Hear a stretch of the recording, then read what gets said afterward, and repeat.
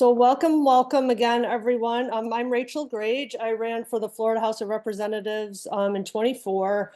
I have a lot of interest in legislative advocacy training, and I decided to hold the seminar because kind of explaining all the aspects of legislative advocacy just in passing, or even in the context of a club meeting, just kind of requires a little bit deeper dive than what's possible in a meeting with a packed agenda. And I just wanted people to have the tools that they need or want in order to effectively advocate. And the more of us that are kind of trained in how to do that, the stronger our collective impact will be. This is only the second time I've run a large Zoom meeting, and it's the first time I'm using a slideshow on Zoom, so fingers crossed that everything runs smoothly, and I'm happy to take any suggestions afterward if anybody thought, something was left out or I didn't explain something sufficiently. And I want to give a quick shout out to the incredible ladies who encouraged me to become a legislative advocate in the first place and kind of taught me everything that I know now. It's Jess Ransom, Yvette Edgehill-Spano, Judy Shecklin, Mary Lou Woods, Pam Merrilson, and countless other people that have kind of gotten me to this point in other countless little ways. And this is truly a pay it forward system, and I'm so proud to be part of it. And I hope that you'll take what you learned tonight and help a few new people learn more about legislative advocacy.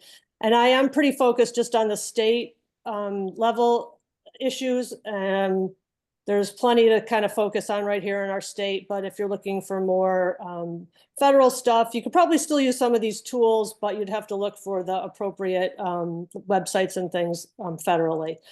If you're new to this, know that it just takes time to get fully up to speed. It's not all going to sink in tonight. Just take what works for you and do what you can. Muck around on the websites and for a while, and you'll get the hang of it. And you can always call me if you have a question.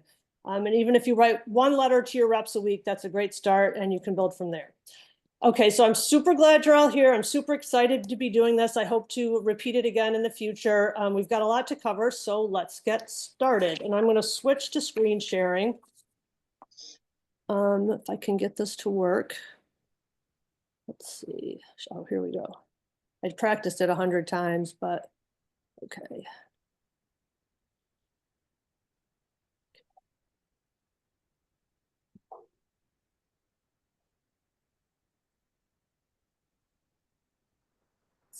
Oh, here we go. Okay.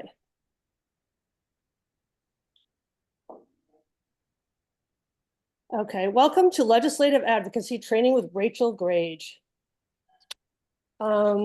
So tonight we're going to look at the lawmaking process in 60 short seconds.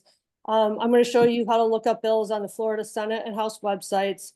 I'm going to show you where to find live and recorded legislative meetings, where to find the names and contact information of your state lawmakers, and how to share your voice. How to arrange a visit to Tallahassee and see the legislative process live and in person. I'm going to talk about a few news sources, including political clubs and newsletters. And when at the end, we'll have time for a question and answer. And oh, I forgot to mention that I've included one break in the middle to check the chat. You're welcome to put questions in there. But for the most part, I would like to save question and answer for after, so we can get through everything in case anyone needs to leave early. But like I said, I'm happy to stay as long as anybody wants to ask extra questions. So let's see. Okay, so how the Florida government works, it's kind of like going back to 4th grade. And it's pretty similar to how, the federal government works. We have the executive branch, the legislative branch, and the judicial branch. The executive branch has the governor, lieutenant governor, attorney general, chief financial officer, agriculture commissioner. And you can see the responsibilities under there: sign bills into law or veto them, call state militia, fill Florida court vacancies, oversee Florida state agencies. The judicial branch is the Florida Supreme Court, and they consider the constitutionality of Florida laws and hear court appeals. And the legislative branch is what we're talking about tonight, which encompasses the Florida House and the Florida Senate. And those responsibilities are to set the state budget, pass bills, and raise or lower taxes and fees.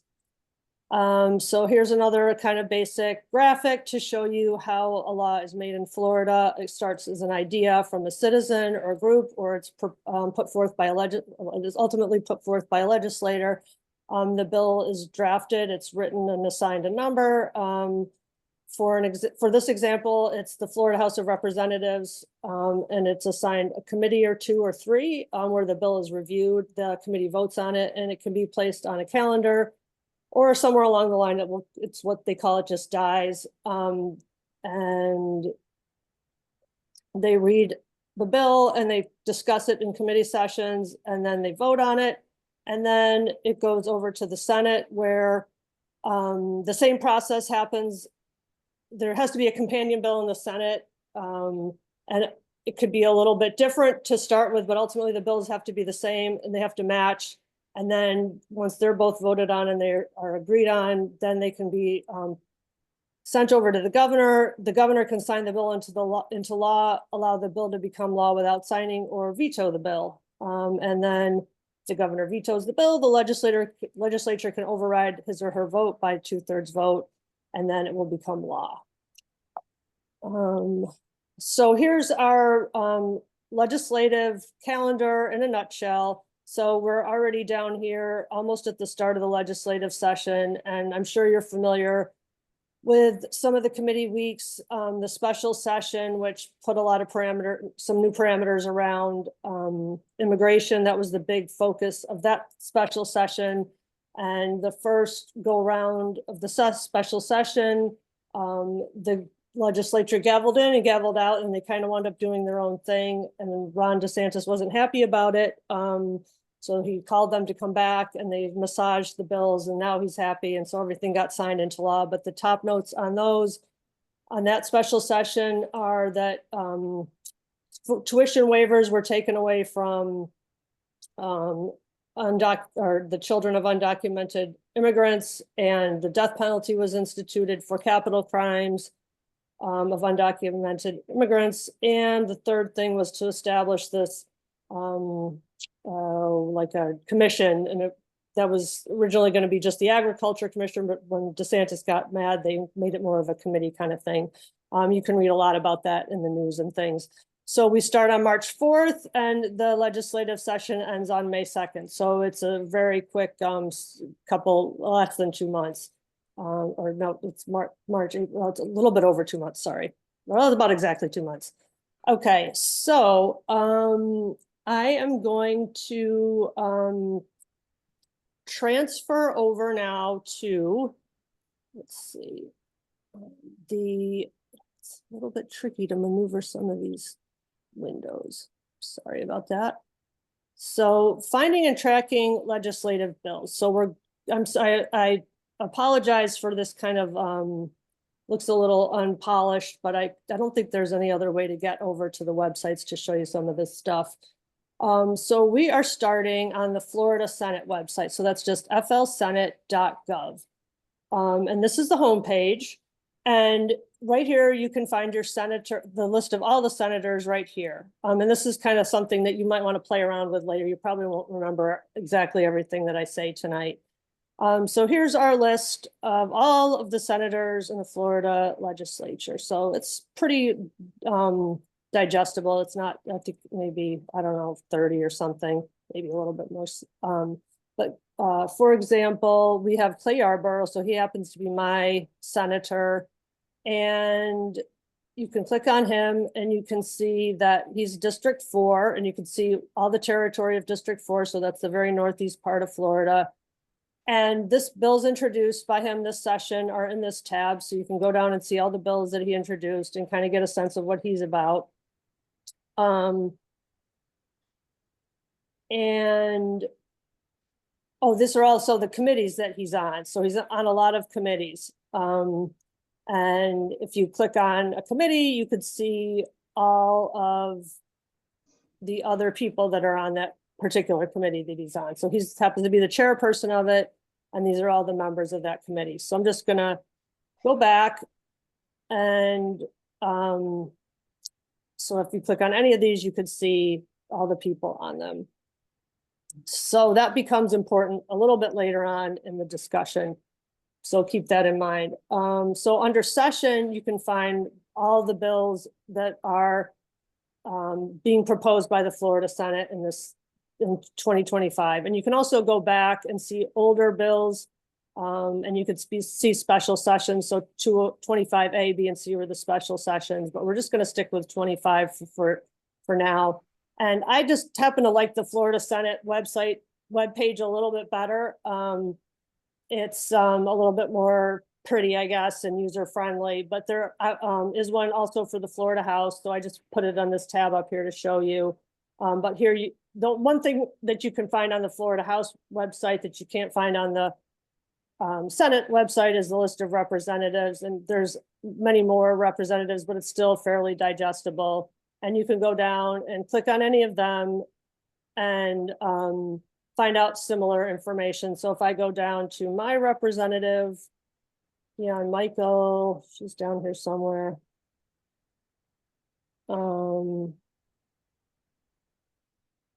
And you can find her contact information here, her sponsored bills here, and her committee assignments. So it's somewhat similar to the Senate website.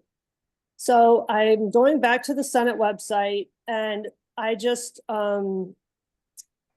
I didn't put any search terms in, and I just said search for bills. And so there are 531 Senate bills right now that are being put through the different channels in the legislature that we kind of outlined in a previous slide.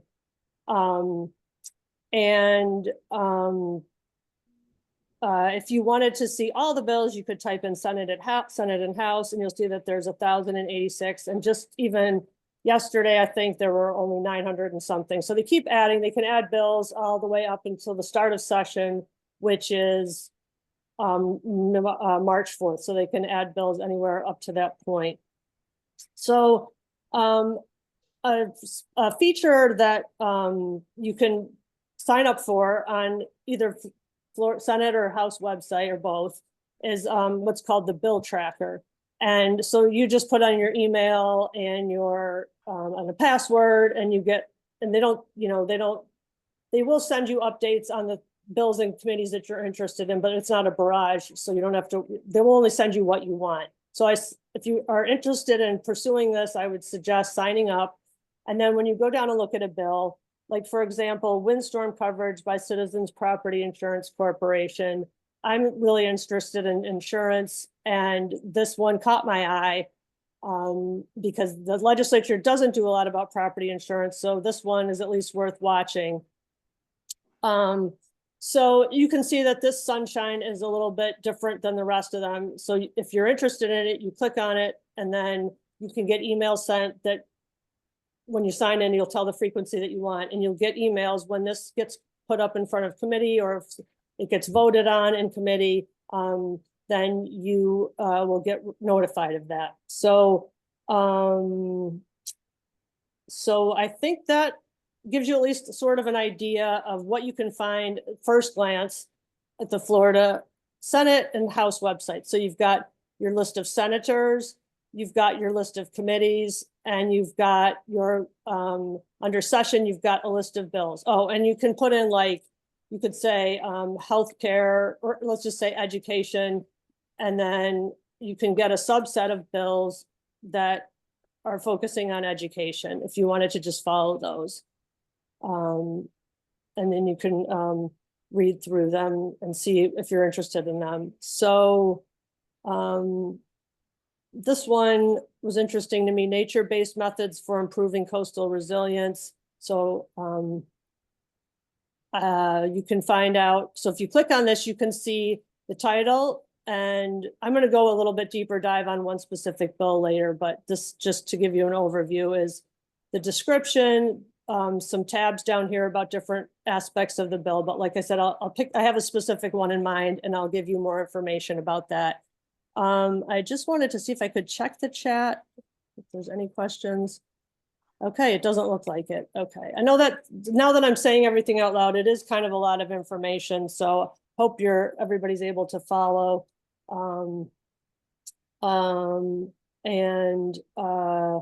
So the next thing that I was going to show everyone is what's called So I'm back at the slideshow. So we kind of went through the basics of the Florida House and Senate websites. So the next thing is what's known as the floridachannel.org. And I'm happy to share the slide deck with everybody afterward, because I know the more I'm thinking about it, this is quite a bit of information. But you can go, let's see, just letting a few people in. If you go to okay, so this is thefloridachannel.org.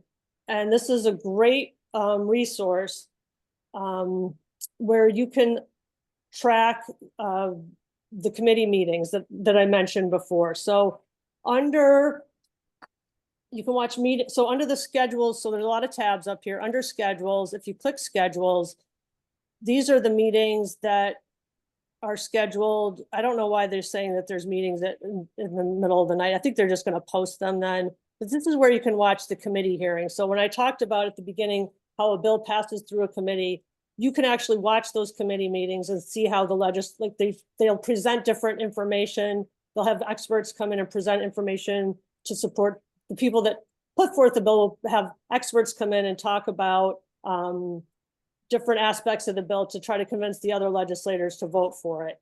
And so these meetings, you are privy to watching them on this Florida channel. Obviously, or also you could go to Tallahassee and watch them in person, but it would be pretty hard to just sit in on every session that you were interested in actually in Tallahassee, because it's going on concurrently as well.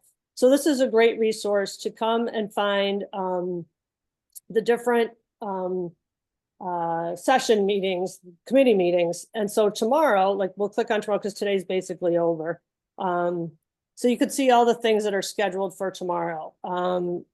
The House Healthcare Budget Subcommittee. Oh, that's actually an old meeting, but these are the newer meetings. And so I don't know, why they posting that as a specific time. Maybe that's when it will go live, but you can see different meetings. And sometimes I'll just come on here and click on something and just watch it to kind of catch up on maybe a topic that I've not always familiar with, but I certainly look for committee hearings on bills that I am interested in, which I will show you that specific bill in just a moment, after I just kind of get you a little bit familiar with the Florida channel. So in the video library, if you knew that there was a meeting that you wanted to watch from a couple days ago, you could find it in here in kind of the archives, because a lot of times I'll just wait till it's already been recorded and posted, and then I can watch it at double speed or something. So here you could find meetings from 2/20, so end of last week. Defense Support Commission, House Economic Infrastructure Subcommittee. There's all different kinds of meetings that are happening in Tallahassee. So if I go back up to programs and coverage, if you do one thing, watching Capital Update every week is the best bang for your buck, because they'll take all the crazy big things that happen in Tallahassee and boil them down into a half hour update. And once session starts, they'll start putting a capital update together every day. So it's a really great way to just kind of get the top notes of what's going on in the legislature.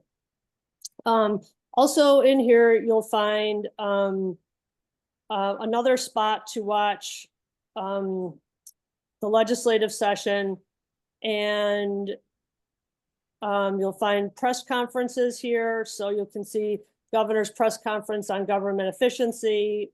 He had some things about budget in here. Fentress Driscoll, who's the House Minority Leader, had a press conference last week about an abortion bill to roll back the constraints that they put on it last year. That she's presenting a bill, and this is the press conference talking about that. And state budget process is another thing that I look at a lot to get more information about the budget, which DeSantis puts a suggested budget together, but of course the legislature has the ultimate say on what goes into the budget.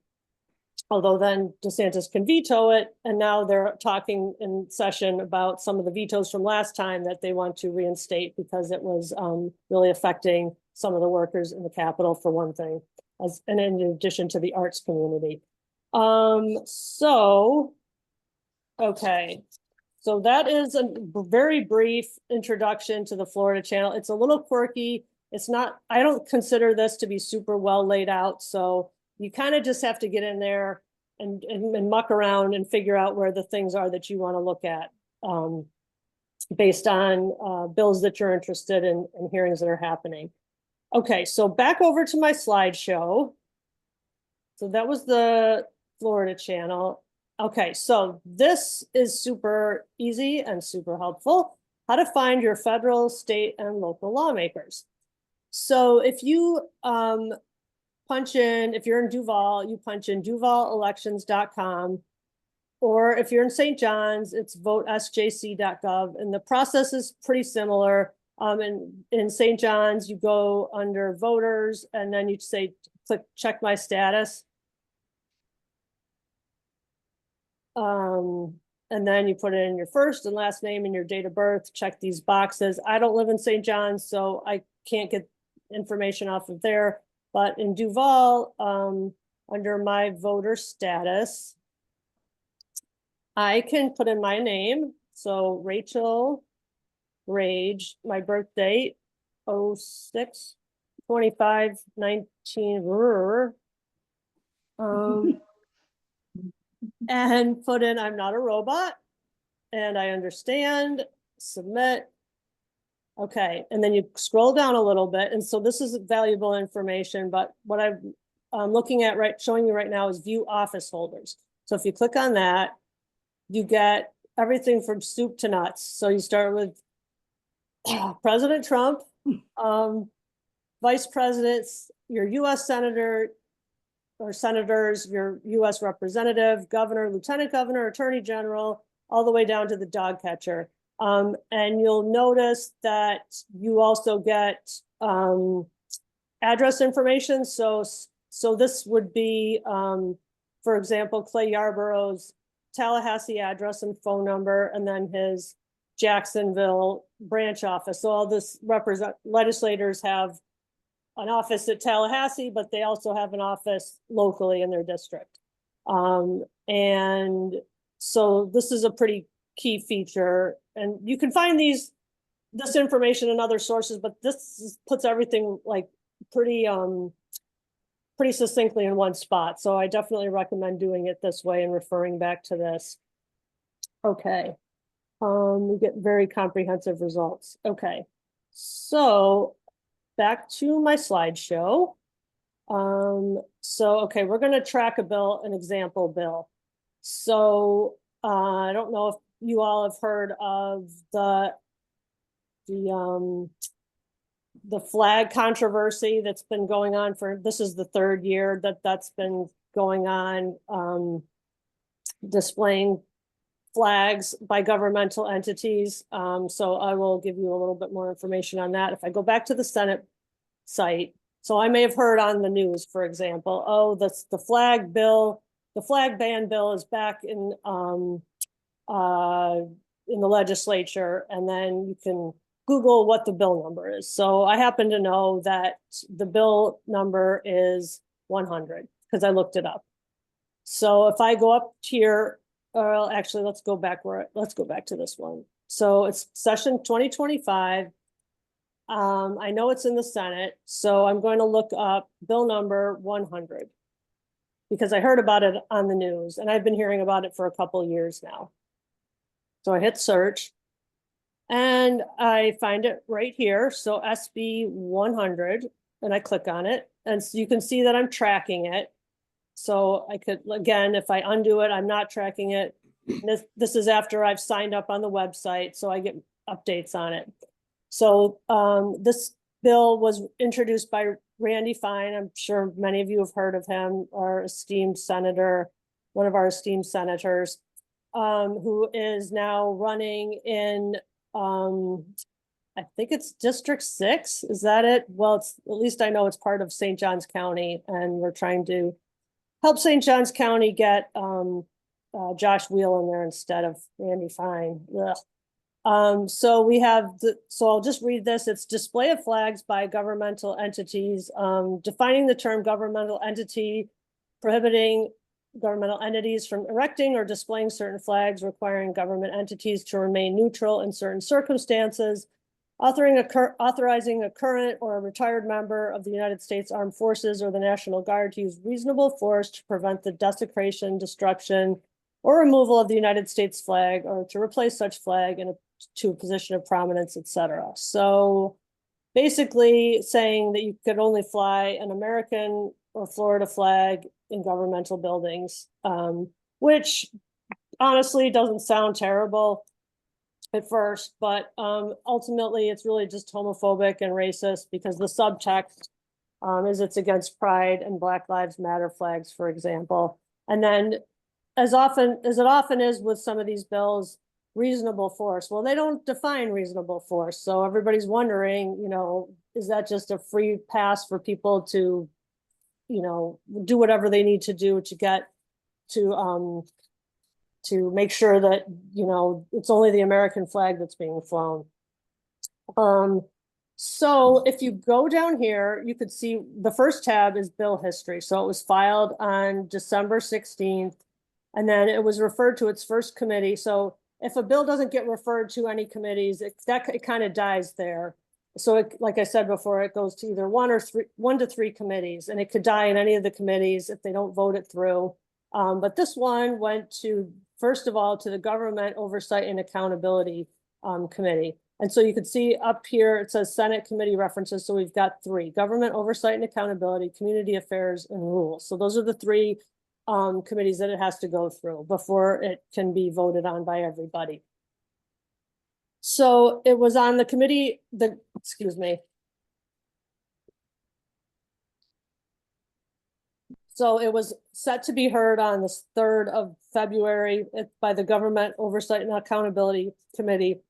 I think that was the week of weather, and it got bumped to 2/10. So you can see down here, it was on the committee agenda, Government Oversight and Accountability, at 1:45.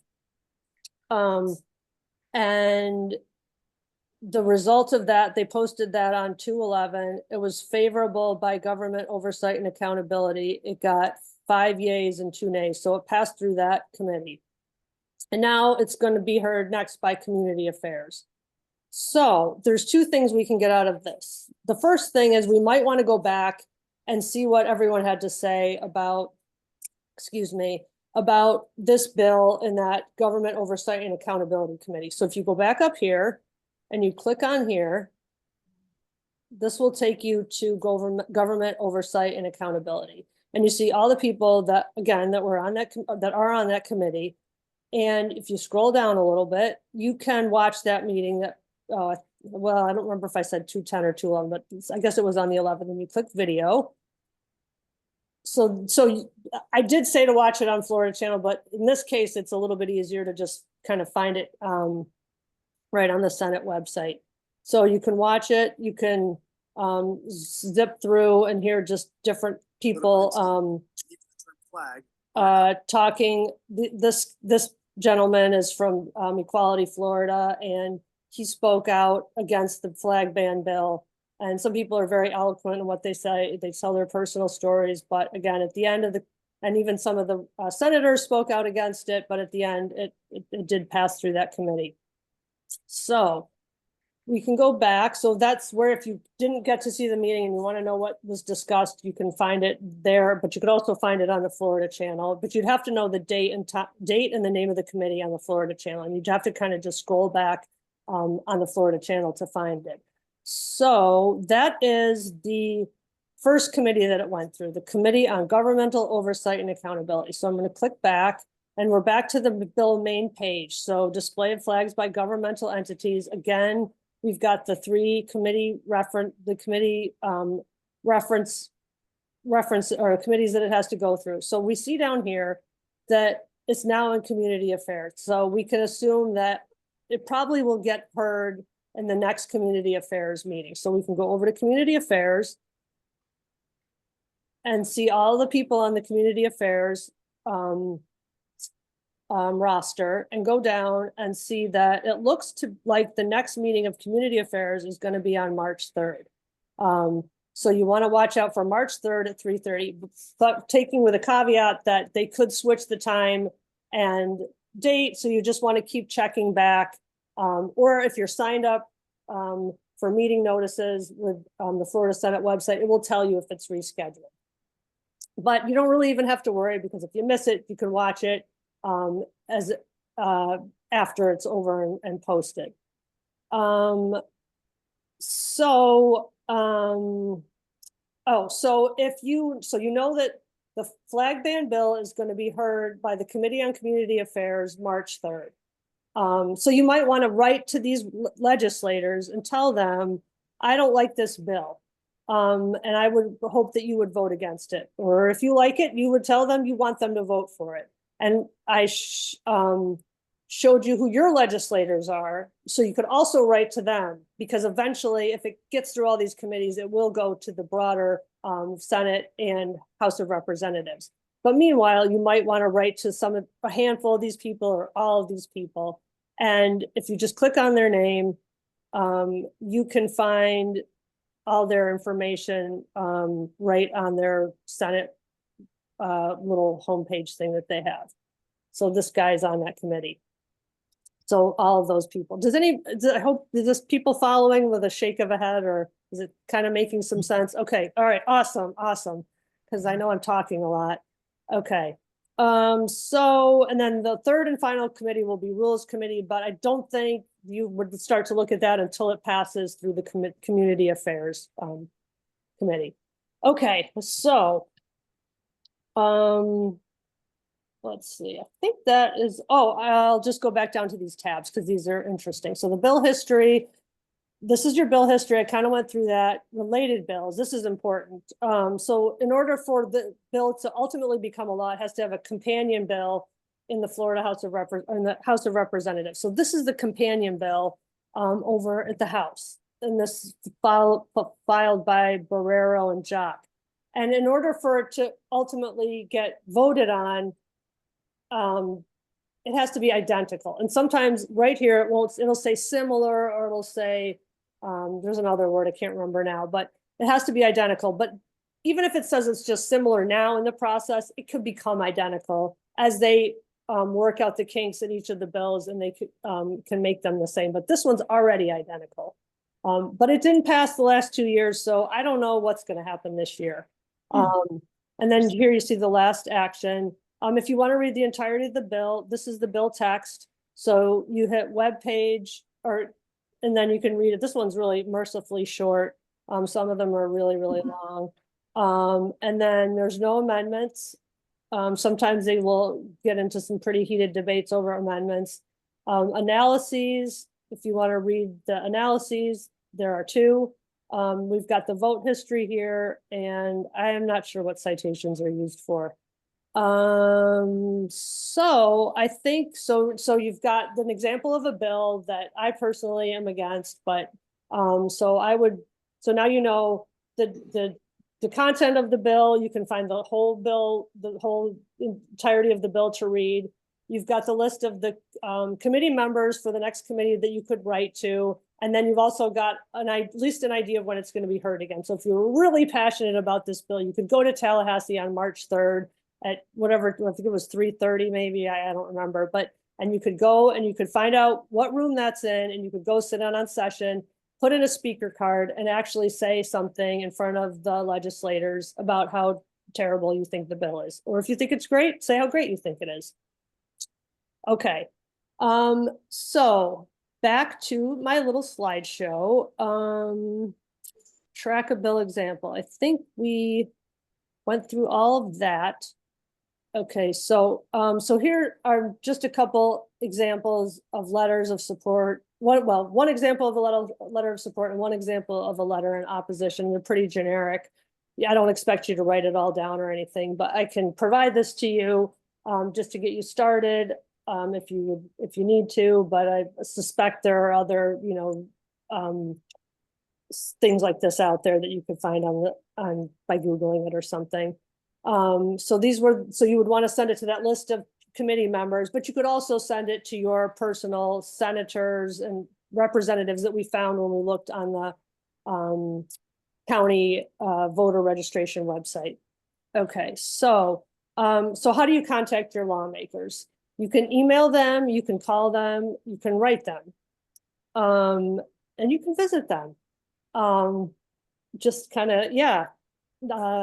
I wanted to just mention though, before I talk a little bit more about visiting them, there's a new app. It's called 5 Calls, and that's the emblem of it, that 5 stars in the kind of a hexagon shape. And it's the number 5 and then calls. That it isn't set up yet for state issues, but it's super, super user friendly. And I would try to show you on my phone, but it'll be too in the weeds with that. But it's it'll show you a list of issues, federal issues, and it'll explain the issue. Like if you click on it, it'll explain the issue pretty well, like give you the highlights of the issue, and then the next screen you click on it will give you the representatives that you should call. So for me, it's Rutherford, Scott, and Ashley Moody, and sometimes it's a few other different people. But once you click, so you would click on, let's say, Rick Scott, and then it would give you a script and his phone number, and you just call him and you just read the script. Sometimes you just leave a message. Sometimes you actually talk to a person, but you can read the script. You can do whatever you want, but if you just want to read the script, it's so super easy. It's so convenient. And then you check off that you contacted them, and you can call them every day if you want about these issues. But unfortunately, they don't have it set up for state issues yet. I think that they're just kind of getting it up for the federal issues. But I talked to a couple of friends of mine, did reach out to them, and they're working on getting it so it's even state issues, but they're just not there yet. They don't have the people power. So that's 5 calls. I would suggest if you're, that's just a really easy way to make a few calls a day, 5 calls a day, and do your part that way. Okay, so we are going to talk a little bit now about visiting Tallahassee.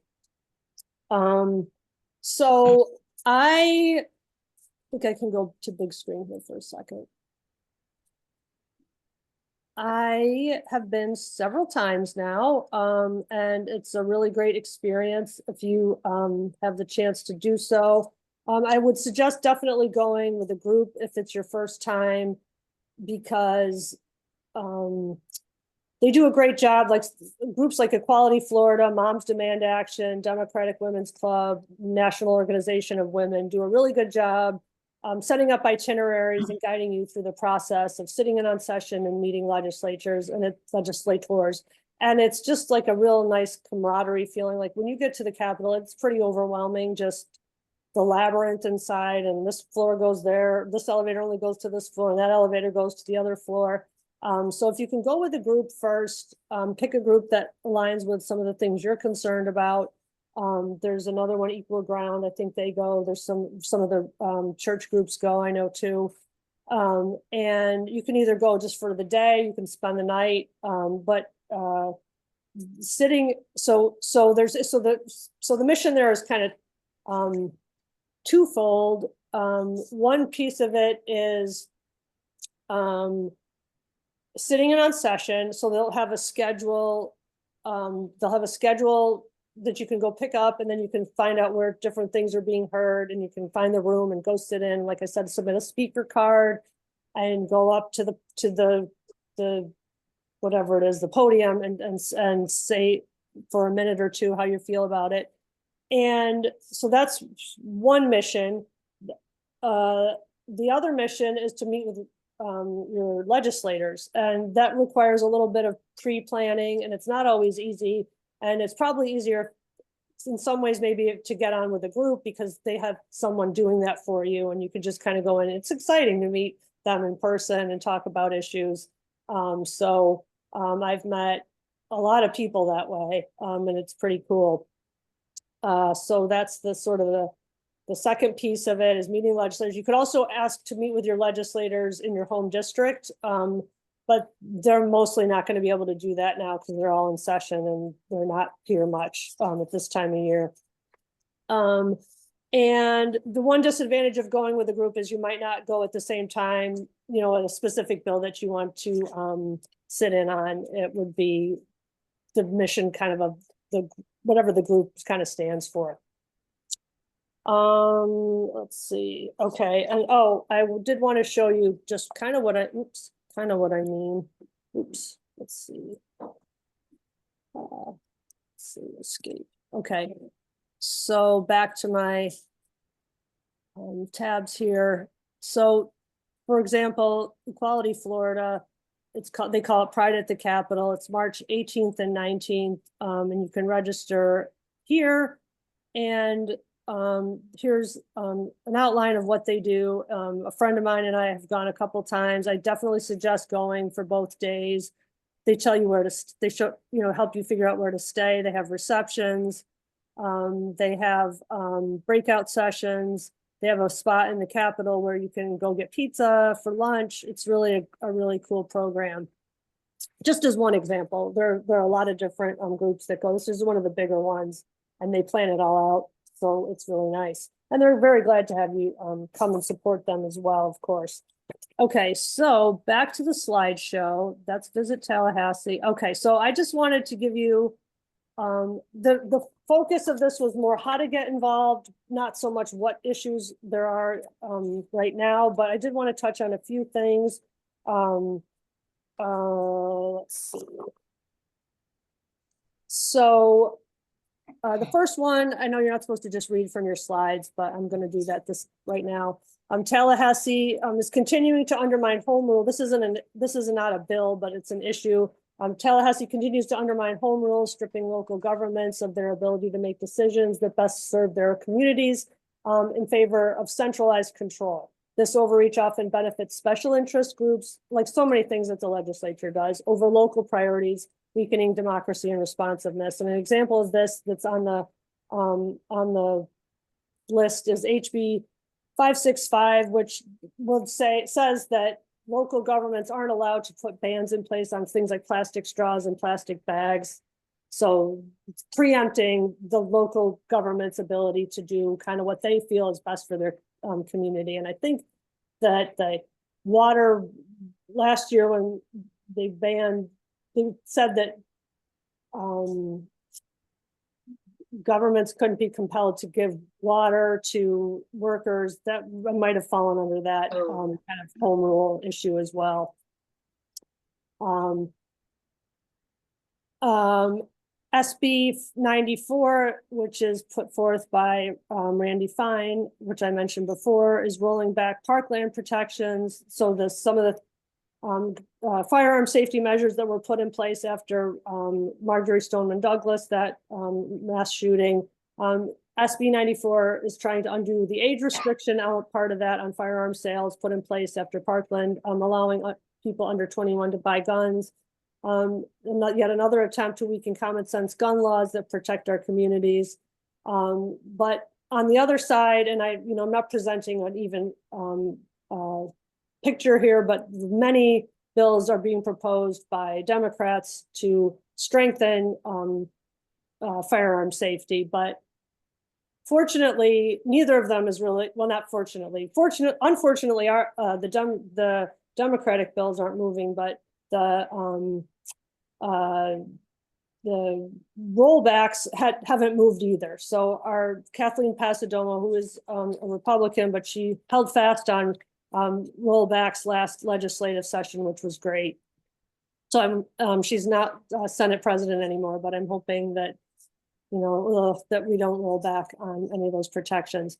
Moving on to SB 870, that's proposed by Senator Tracy Davis, and would effectively roll back Florida's current 6-week abortion ban and restore the protections previously provided under Roe v. Wade, ensure that abortion remains accessible through the point of fetal viability with appropriate exceptions.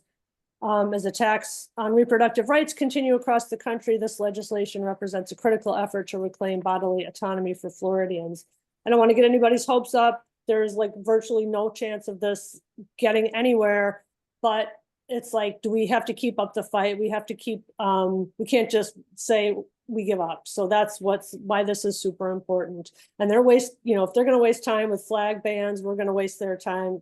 It's not a waste of time, but we're going to take up time on things that are important to us. So that we just heard about that last week. So that's super important and good.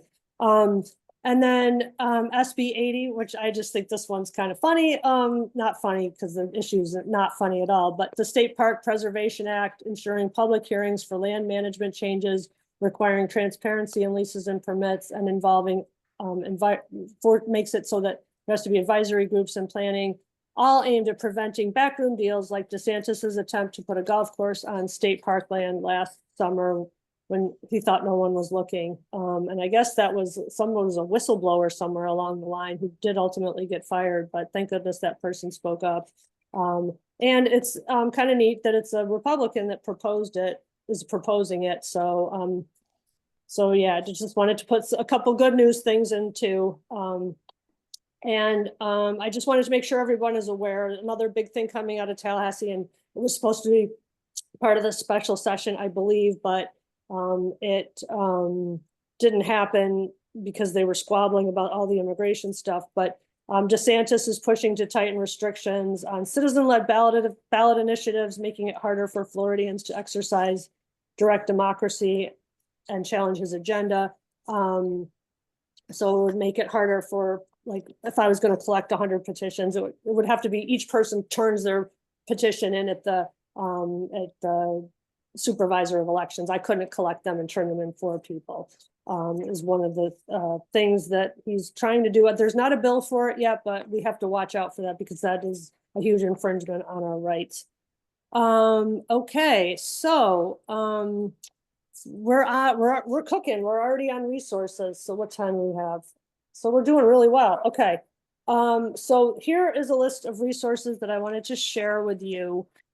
So I already talked you through the Florida Senate, Florida House, and Florida Channel. I know my description of the Florida Channel was a little all over the place. So I apologize for that, but hopefully that, you could kind of see at least where to get started. And like I said, if you just get in there, you'll start to see how everything is put together and figure it out. Online news sources that I constantly find myself using, they provide a lot of up-to-date information. It's really easily readable. They have good references. The Tallahassee Democrat, Florida Phoenix, Florida Politics, and then Jason Garcia is a commentator, and he's just super insightful. He gave an outstanding breakdown of DeSantis's proposed budget. If you are interested in listening to him, getting on Substack isn't too bad. You just have to give them your email. They do send you some suggestions now and then, but for me, it's worth it. But you could also try to find Jason, or Jason is also on, what do you call it? YouTube. So you can find most of his videos on YouTube, but they just come out later. And his Substack has some written articles too, not just videos. I want to point you also to group newsletters. So you can sign up for these group newsletters, and they do a great job of, especially at this time of year, giving you the top notes of the stuff going on in the legislature. Like, as you saw, with over 1,000 bills, no, it's almost impossible to really kind of keep total, give the pulse on all that stuff. But Moms Demand Action will get a handle on firearms. Jacksonville Now, women and children. Beaches activists, things that affect that community. Equality Florida is LGBTQ+. Democratic Women's Club is women's issues as well. And there are many others, but I would encourage you to find some groups that follow the legislation that you're interested in and sign up for their newsletters. Go with them to Tallahassee if you can. Certainly follow the legislation, and that's a way to also, I think everybody here is aware of that kind of thing. So, but just in case there's anybody on here who's not, that's just, it's the other part of visiting Tallahassee that I didn't mention is the camaraderie, and that's what you get from these groups, and you just feel like you're not kind of alone in an island. Finally, I wanted to mention my newsletter.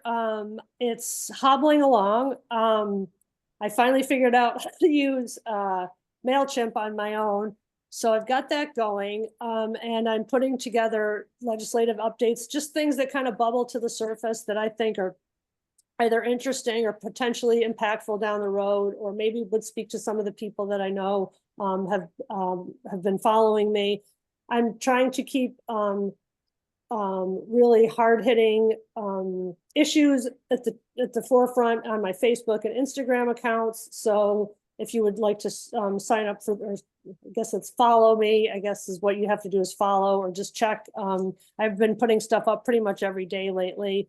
I try to give references so that you can do a deeper dive if you want. So please follow me, sign up for my newsletter. Probably most people on here already signed up for it back from the campaign days. And last but not least, if you want to help out in person and further your online education, you can always check in on mobilize.us. You can put in your zip code and find events in your area, ways to get involved. I think we all just want to be a part of the resistance now, and to try to move the needle a little bit. It's not easy times, but we have to just do what we can, and that's kind of where we're at right now. And that is kind of what I had to say. So I would love to open it up to questions. I'll try to get my screen back here. Yeah. Yes, I think, can everybody still see me and see each other? Awesome. No, see you. Oh, okay. Hey, Rachel, I have a question. This is Nikinia from the Duval Dems. Yes, hi, Nikinia. Hey, question. Will you also be following what's happening locally with city council and some of the legislation that's happening there in your Great news? question. I don't really follow that super carefully. I do try to get out and advocate in certain instances, like we went this past weekend to protest the morgue in Brentwood, but it's not really my specialty. I'm really much more focused on statewide stuff. It seems like that keeps me so busy, but I'm hopeful that I can kind of incorporate more things as the session maybe dies down a little bit. Thank you for your question. Any other comments? And like I said, if anybody has any suggestions, like ways they think I could improve the presentation, I would love to get your suggestions, or anything else you would like to know about. I'm totally open. You can't hurt my feelings. Yep. Hi, Patricia. I'm sorry. Yeah, this is. Yeah, hi. First, I want to say thank you. You're great, and I admire your spirit and your energy. But the question I have is, I'm a little cynical. If you contact your legislator representative, and they're of course probably Republican, do you find that they tend to check first to verify the party status of people who contact them, and tend to discount or ignore you if you're not of the Republican Party? You mean if you try to set up a meeting with them? Or just a letter, you send a letter, and you share your concerns and questions. And, it's pretty easy just to confirm if they're, the sender of the letter is a Democrat, for example. And do you find that they do that? Then they kind of discount you because essentially you don't matter. Your view doesn't matter. Yes, in a lot of times, yes. And you get like a hostility for sure. So yeah, I have run into that for sure. Yeah, yes, but I try to look at it as a challenge, I guess. Just get in there and still, they have to hear from other constituents, if the tables were reversed, I like to think that I would listen to them, but like when you ask for a meeting and you don't hear back, it does make you kind of wonder if you have to call, 5 times to get a meeting. Yeah, definitely. But that doesn't excuse them, and I just keep barreling ahead, basically. Thank you for the question. I'm not sure who was next, but Susan's at my top left, so I'm going to give the next question to Susan. Carrie. Rachel, in going through all of those various bills, is there a way to find out what positions are being taken by our representatives? Basically, like, don't waste your time trying to lobby for something or against something when your representative already agrees, or, you know. Right, right. Yeah, that kind of makes me think of the finding out how your representatives voted. That's another thing that's haven't found anything that's super easy way to do that yet. And I'll keep looking for it. But your question was To find the positions of people find the on positions, bills that are right. in formation, you know, before Right. they come to a vote, to kind of know where's my contact really going to be most beneficial to try to change. Right. Which person is the most? Yeah. I guess I kind of have a feeling of how people are a little bit more now, but yeah, I think listening on session, it's kind of brute force. You kind of have to listen to their arguments and what they say about it. So if you knew it was going through the specific, like I said, well, by the time you hear what they have to say about it, it's kind of too late because they're voting on it. So it is a little tricky if you're not really, yeah, I don't have a super, but I'll look into it because They I don't- like a really good Rachel. question. If anybody has Jessica's my mentor, so yes. I'm sorry. So they won't necessarily give away their hand before the committee vote, but we usually get information from the delegation about what their priorities are, and so that's how we know, basically what they want us to support or oppose. So we do have that information, but the committee is work itself. You just kind of got to watch it, and as it's going through the committee process, you'll pick up real quickly that the Republicans are going to vote in a block. Period. Yeah. They don't hem-haw around. They don't waste time in the committee. They let you know they're not interested in public comment that does not agree or does not support whatever they want. And that becomes clear early on in the session. So, I mean, by the time you get through that first committee, you'll know. And if it's something that the Republican delegation support, they will vote for it lock, stock, and barrel. Now, you may have one or two that will say something like, I got some real concerns about this bill, but I'm gonna put it forward to the next committee. You know what I'm saying? That's a little trick that they do. They have no concerns. They all know how they're gonna vote. They just haven't shared it with us yet. Thank you. I was gonna say too, Susan, it might be worth it too, just to look at like certain legislators, their list of bills. You can kind of get a sense of what they're like when you click on the senator representative and pull up their bills, you can see kind of what their focus is a little bit. So yeah. Thank you. Abby, did you still have a question? Actually, yes. To follow up on the question about contacting the state senator or House representative, do they keep track of these contacts?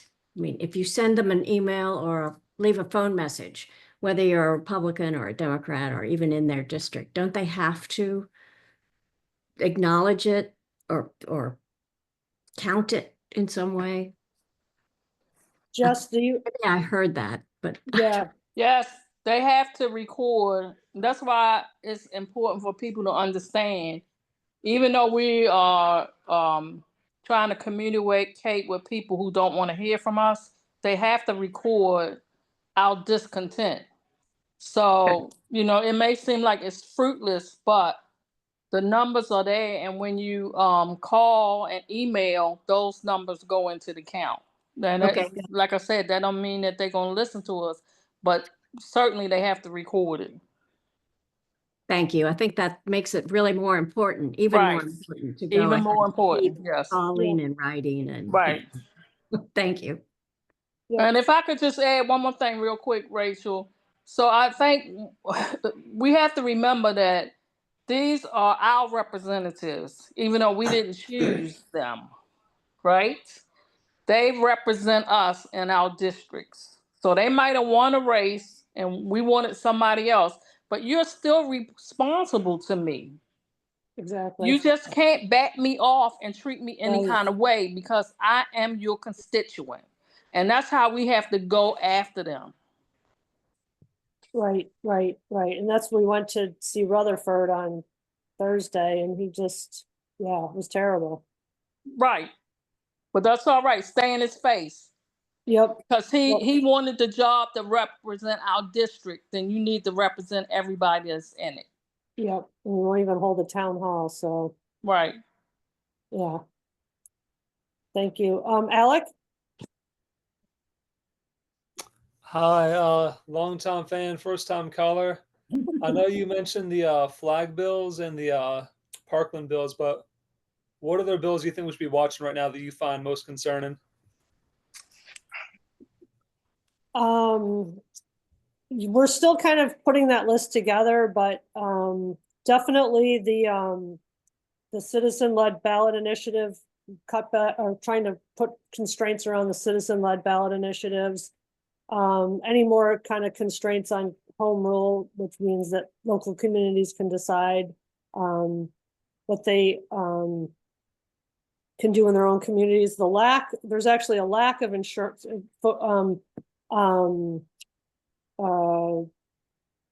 insurance bills. That's a huge problem. And there was an article that just broke a couple days ago out of the Miami Herald about a study that shows that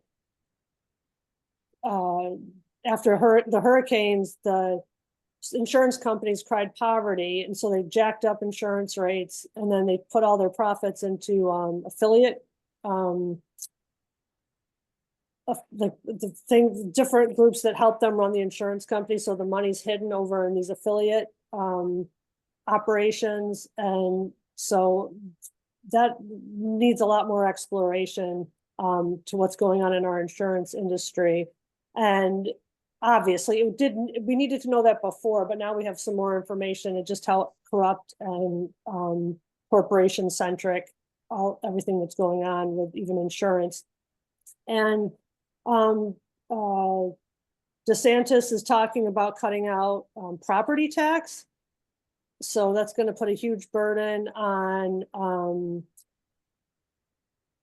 local communities as well, if they don't have that revenue. I don't know why he thinks that could even be possible, but that's another big thing to watch out for. So those are the things that I'm kind of keeping the closest eye out on. But the list is 10 miles long, but thank you. Anybody else? John, good to see you. Welcome, Rachel. welcome. Thank you. So as you can probably guess, I mean, I think you've done a fantastic job. And it's, as somebody who thought they had gone through pretty much everything the state was putting out in the public domain, you have certainly given me a whole lot of other rabbit holes to go down and places to dig in and places to pull together. I'm So sorry. I know, I deeply applaud you on it. That's great. But the concern I have is, and you probably know this from our previous chats, I feel that a lot of this bipolar politics stuff is to distract us from looking at where the money is going. And you Definitely. mentioned about the insurance and the rest of that. So I think the other part of this is to focus on each one of these things, to focus on where there's a lot of money being moved. And I think a lot of these other more emotional issues are being used to distract us while they move large amounts of money around. So I think the other part of this is to figure out, how do we detect those things where they really are affecting money? And definitely many of the bills about limiting self-government are really aimed at controlling the money. So they've already managed at the state level to take most of the money coming from the federal government and decouple it from any local decision making. And now what they're doing is trying to make sure that they can stop any local community, county level funding by destroying the property tax. In the end, they will control all the finances. So I think the trick is to not just be an advocate, but to be clear where the advocacy affects money. So that's my only other qualification. I think that's the next stage. I think you're really close. I think you've done fantastic work.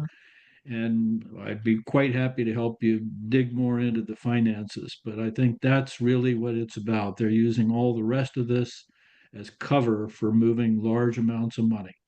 100%. Yeah, I really do think that that's the basis of almost all these shenanigans. So thank you, John. I appreciate that.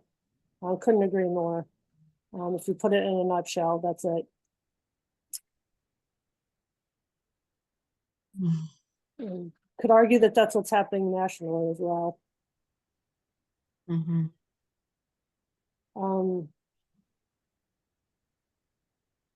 Anybody else?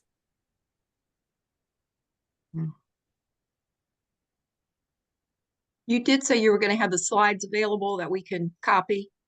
Oh, yes. And I think that that would just be me sharing them with you, like through Google Slides. So, I trying to think of the best way to figure out. I don't know if I have a record of who's here, unfortunately. But I can go, well, just actually, if you Rachel. don't mind, if you want the slide Rachel. back, could you Rachel. text me? I think most people have my, oh, go ahead, Jess. I think people had to register, so then you would have their emails when they register. Okay, You'll have- great, yep, And you can just send it to whoever registered. I see. Does So anybody want? yeah, if they didn't register, just put your email in the chat and we'll make sure you get it. Oh, okay, yeah, yep. So just, yep, and then I'll give you my phone number too.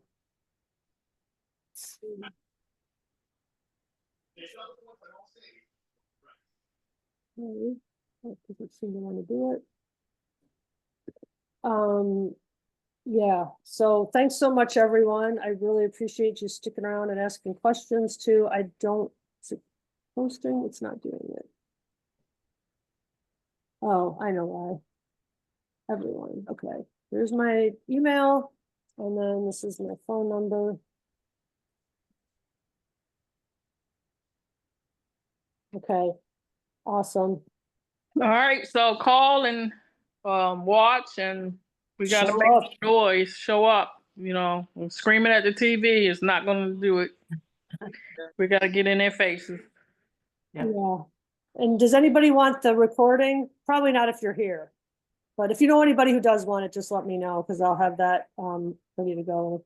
Rachel, will you put that back up? I didn't write it down fast enough. Yep.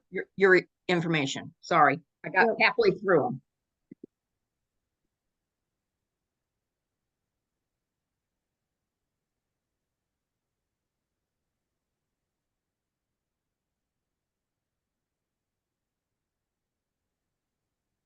Rachel, Yes. I didn't know how to raise my hand. I can never find that thing either. I just wanted to mention to everybody, when you're talking about follow the money, keep an eye on institutional investors and the financialization of shelter in terms of institutions buying multifamily, apartments and single family homes all over Florida. If property taxes are dropped in this state, it will be no holds barred unless we do something legislatively to limit the percentage of homes, whether they're single family homes or multifamily homes, that can be purchased by private equity. Thank you. Yeah, housing definitely is. Yeah, I think I sent you that one bill. Is it 401? I don't remember. That's being considered now. Yeah.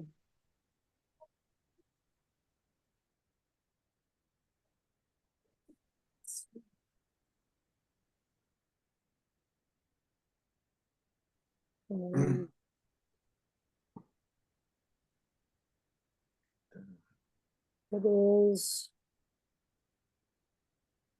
I think you're right. Let's see. HB 401. So I'll put that in the chat.